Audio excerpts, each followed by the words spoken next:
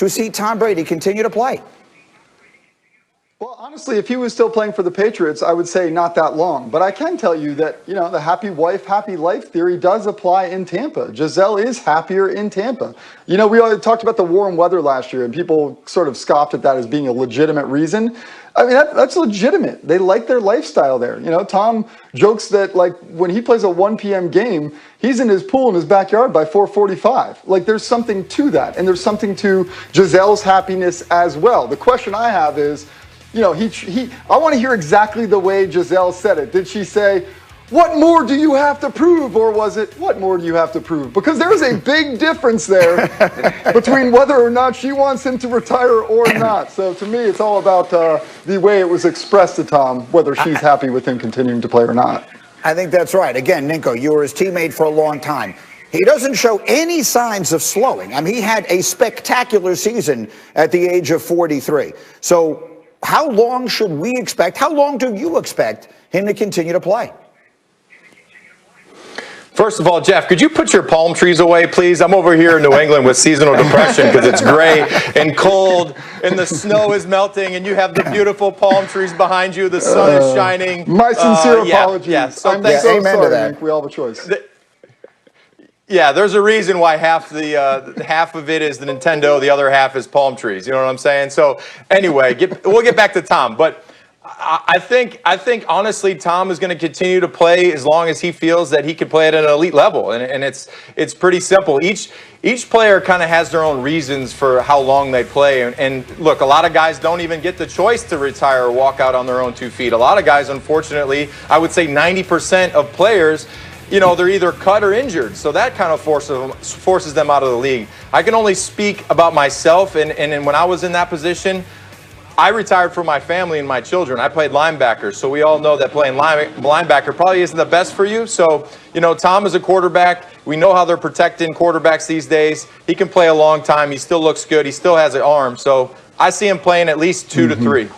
2 to 3 at minimum. He'll be 44 this year. He's already in a place no one has ever been. Tori, what do you think?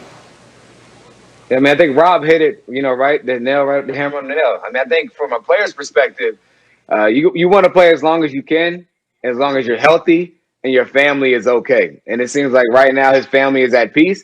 And as a competitor, Tom Brady's going to continue to push it at all times. I'm sure he's home motivating himself. You're talking about a guy who's already posted pictures of him working out, and they just won the Super Bowl.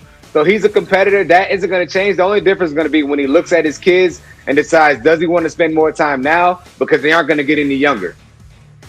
It's an incredible thing to think that we already thought, well, this has got to be close to the end. There's no obvious reason to think that we're necessarily that close to the end. Let me leave it there for the moment. Much more football as we go, but we had 2 huge Wednesday, and take a look at the crew that's here to talk it with you. Ninko is here. He knows a little something about drunken Tom Brady. We'll get to that. Jeff Darlington with the insight into the quarterback plans, and Torrey Smith is here to score a couple touchdowns for us as we roll forward with 6 days to go from the franchise tag deadline. That's how long the Cowboys have to make a decision on Dak Prescott's future. And our Cowboys reporter, Ed Werder, had this to say yesterday as Dak recovers from his ankle injury.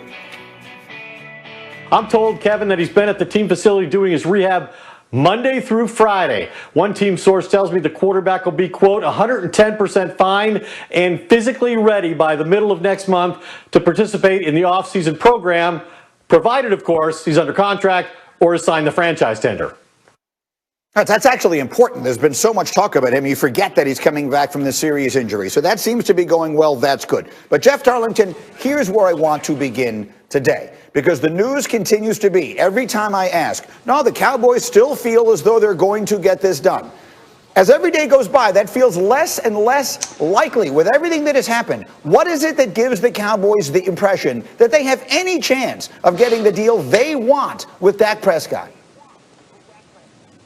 Greeny, I feel like it's trying to rationalize with the irrational to answer that question. It just doesn't make sense. And to your point, okay, here's the problem I have with this. It feels like every day that progresses forward, it's less likely. I remember having a conversation years ago with the general manager of the Washington football team at the time, Scott McCloughan, about Kirk Cousins and the deal there.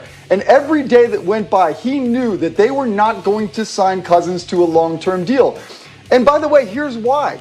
Dak Prescott can play for $37.7 million on the franchise tag this year. That's a 20% bump from last year. So all of a sudden, the goalposts move. The starting point per year changes. So I just don't understand. I will be so impressed if the Cowboys and Dak are able to get to a deal that they haven't gotten to this point, because it feels like every day it's going to get progressively harder. We will see. We've said it a million times. We will wait and we will see. From my seat, I don't see how this gets done. No, you use the word impressed. I'll be stunned if they're able to get a deal done. And we all know what, if you do the same thing over and over again and hope to get a different result, we know what they call that. That's what they're doing in Dallas. Torrey Smith, you've been down the block a couple of times on this sort of thing. What are you seeing happening here? Yeah, I don't see a deal being done, in the next few weeks. Why? They haven't done it yet. And it's the most frustrating thing as a player, understanding the franchise tag. Dak Prescott has done everything right. They tagged him, and it's a tool for teams to just simply buy time. Well, what are you waiting for? It's been years.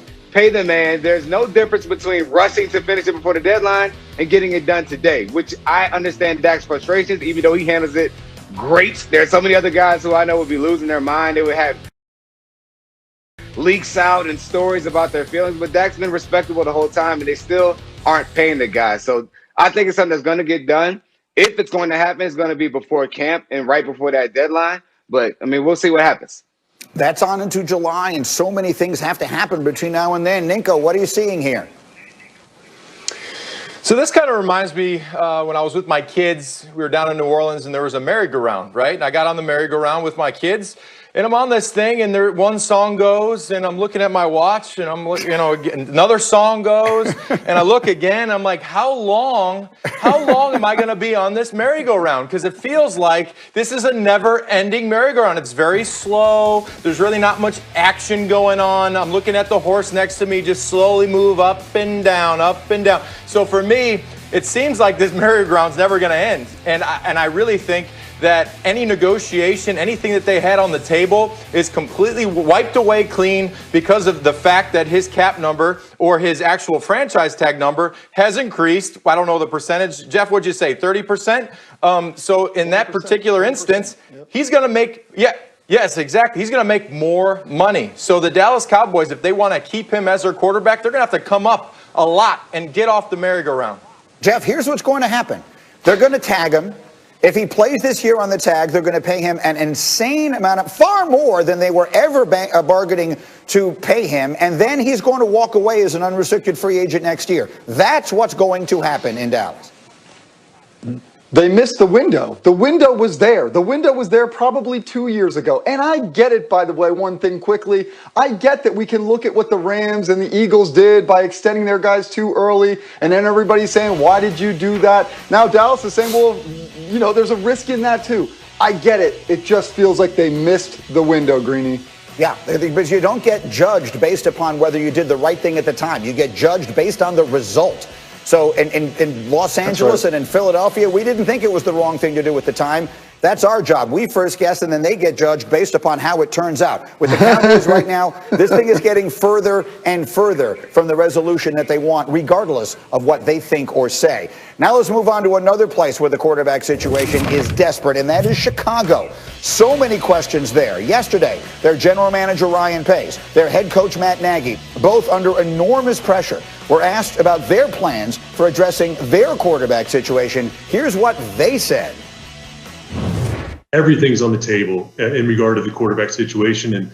And honestly, that includes players on our current roster. That includes free agency, trade, the draft, and a combination of all those. So we have a plan in place, and now it's about executing that plan. There's a lot of what ifs, and there's a lot of different, okay, here we are, this is where we're at.